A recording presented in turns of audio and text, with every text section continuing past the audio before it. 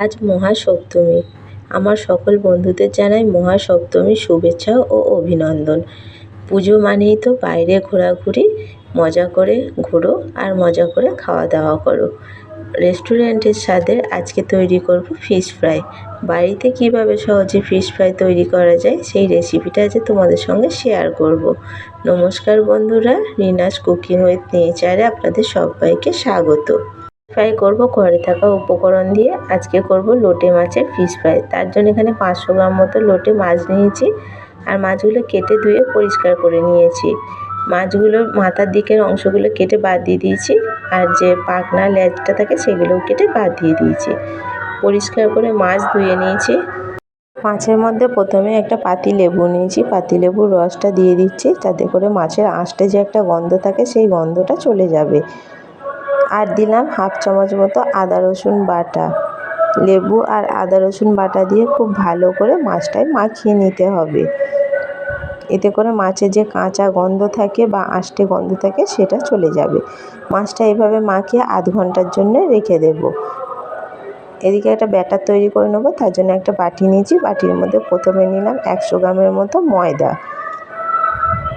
মধ্যেই দেব কর্নফ্লাওয়ার, ছোটো চামচে 2 চামচ নিচ্ছি কর্নফ্লাওয়ার। তোমাদের হাতের কাছে কর্নফ্লাওয়ার না থাকলে তোমরা এর মধ্যে বেসন দিয়েও তৈরি করতে পারো। অল্প দিলাম নুন, অল্প দিলাম হলুদ গুঁড়ো আর 1 চামচ মতো দিচ্ছি গোলমরিচের গুঁড়ো। শুকনো উপকরণগুলো প্রথমে ভালো করে আগে মিশিয়ে নেব। তার আগে এখানে হাফ চামচ মতো দিচ্ছি বেকিং পাউডার। সমস্ত কিছু খুব ভালো করে একসঙ্গে মিশিয়ে নিচ্ছি। এবার অল্প অল্প করে জল দিয়ে দিয়ে একটা ব্যাটার তৈরি করে নেব। ব্যাটারটা খুব বেশি পাতলাও করব না, আবার একদম গাঢ় বা ঘন ব্যাটার তৈরি করব না। মিডিয়াম ঘনত্বের ব্যাটার তৈরি করে নিতে হবে। দেখো তোমরা দেখলেই বুঝতে পারবে এইরকম ঘনত্বের একটা ব্যাটার তৈরি করে নিতে হবে। এদিকে একটা বাটি নিয়েছি, বাটির মধ্যে অল্প ময়দা নিয়েছি, তার মধ্যে অল্প দিলাম নুন আর দিলাম একটু লঙ্কার গুঁড়ো। এই ময়দাটাও খুব ভালো করে নুন লঙ্কার গুঁড়ো মিশিয়ে নিয়েছি।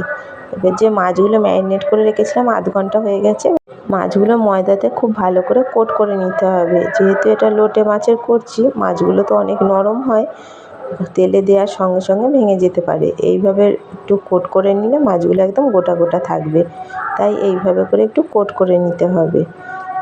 খুব ভালো করে কোট করে নিয়েছি সমস্তটা। এবার ফ্রাই প্যানের মধ্যে সাদা তেল গরম করে নিয়েছি। তেল খুব ভালো করে গরম করে নিতে হবে।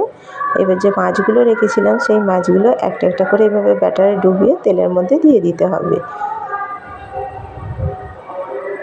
বাড়িতেই খুব সহজেই তোমরা এইভাবে ফিশ ফ্রাইটা বানিয়ে নিতে পারো। যারা লোটে মাছ খেতে পছন্দ করে না তারাও কিন্তু এইভাবে বানিয়ে দিলে খুব সহজেই খেয়ে নেবে, বুঝতেও পারবে না যে এটা লোটে মাছের পকোড়া বা ফিশ ফ্রাই। এবার অল্প অল্প করে তেল ছিটিয়ে ছিটিয়ে এইভাবে করে ওপর দিকটাও ভেজে নিতে হবে। দেখো 2 পিঠ সমান করে এইভাবে উল্টে পাল্টে লাল লাল করে ভেজে নিচ্ছি। পুজোর দিনে আমরা বাইরে তো সকলেই কিনে খাই, এইভাবে বাড়িতেই খুব সহজে এই পকোড়া বা ফিশ ফ্রাইটা বানিয়ে খেতে পারো। খেতে অসাধারণ লাগবে। সসের সঙ্গে আর স্যালাডের সঙ্গে পরিবেশন করতে পারো। দেখো এগুলো ভাজা হয়ে গেছে, এরকম লাল লাল করে ভেজে নিতে হবে। এগুলো ভাজা হয়ে গেছে, এবার তুলে নিলাম। একই রকমভাবে বাকি যেগুলো আছে সেগুলোও ভেজে নেব। যে কটা বাকি ছিল সেইগুলো একই রকমভাবে এভাবে ব্যাটারে ডুবিয়ে নিচ্ছি, ডুবিয়ে ভেজে নেব। আমাদের এখানে বাড়ির পাশেই পুজো মণ্ডপে মাইক বাজছে। মাইক বাজার জন্য তোমাদের হয়তো ভিডিওটা দেখতে একটু অসুবিধা হবে, তার জন্য সবার কাছে আমি ক্ষমা চেয়ে নিচ্ছি। একটু কষ্ট করে ভিডিওটা দেখে নিও। এই ফিশ ফ্রাইগুলো ভাজা হয়ে গেছে। দেখো এই ফিশ ফ্রাইগুলো তুলে দিচ্ছি। এক এক করে সমস্ত ফিশ ফ্রাইগুলো দেখো ভেজে নিয়েছি। দেখতে কতটা সুন্দর লাগছে না, একদম দোকানের মতো তৈরি হয়েছে আর এতটা মুচমুচে হয়েছে তোমরা বাড়িতে বানিয়ে না খেলে বুঝতে পারবে না। সমস্ত ফিশ ফ্রাইগুলো ভেজে তুলে দিলাম। দেখো কতটা মুচমুচে হয়েছে, কতটা মুচমুচে হয়েছে আর কতটা ক্রিস্পি হয়েছে। তোমরা এইভাবে করে ভেজে একবার খেয়ে দেখো। ফিশ ফ্রাই রেসিপি তো পরিবেশনের জন্য একদম রেডি হয়ে গেছে। আমি একটা প্লেটের মধ্যে সার্ভ করে নিচ্ছি। রেসিপিটা কেমন লাগলো কমেন্ট করে জানিও। ভালো লাগলে একটা লাইক কমেন্ট শেয়ার করে দেবে। আর চ্যানেলে নতুন বন্ধু হয়ে থাকলে চ্যানেলটা সাবস্ক্রাইব করার অনুরোধ রইল। পাশে থাকা বেল আইকনটা অবশ্যই প্রেস করে দেবে। আমার চ্যানেলে নতুন কোনো ভিডিও আপলোড করলে ভিডিও নোটিফিকেশান সবার আগে তোমাদের কাছে পৌঁছে যাবে। ফিরে আসবো আবার অন্য কোনো রেসিপি নিয়ে।